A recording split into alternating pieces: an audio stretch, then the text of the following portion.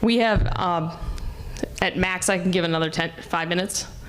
So we're not going to try lightning round, but we are going to try to get through all the questions. Okay. Lock the doors and pump in the interesting gas. Things are about to get real.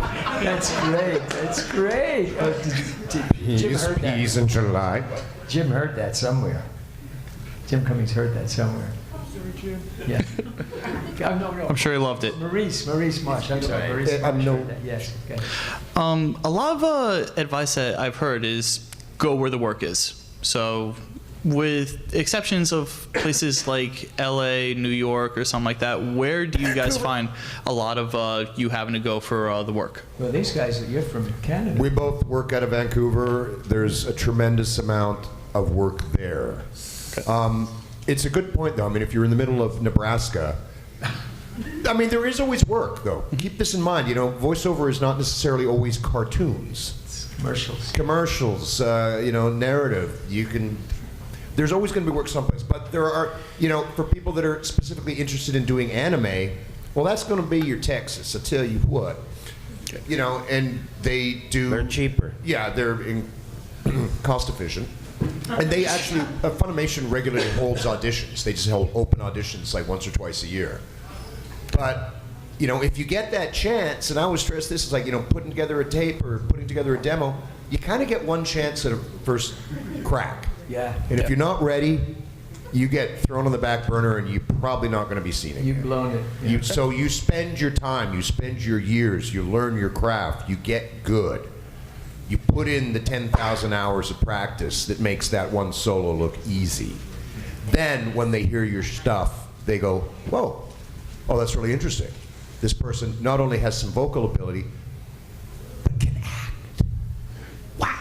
But listen, don't forget that, I mean, chasing work, well, that may be a necessity, but you got to have a life.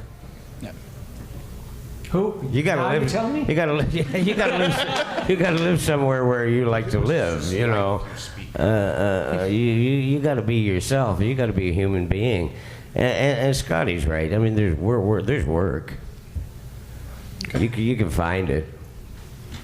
But I mean, if you. But when you do find it, let me know where it is, because You got it. because it's really in the 21st century. I mean, it's virtually, you know, virtually everywhere. Yeah, especially in one sense. So. Now, the interesting thing is, in terms of being, as Scott has said, in terms of being an actor, they were looking around for someone to do a character in Scooby-Doo. I'm not sure. I think it was probably the part that what's his name played, passed away. Tom Messick.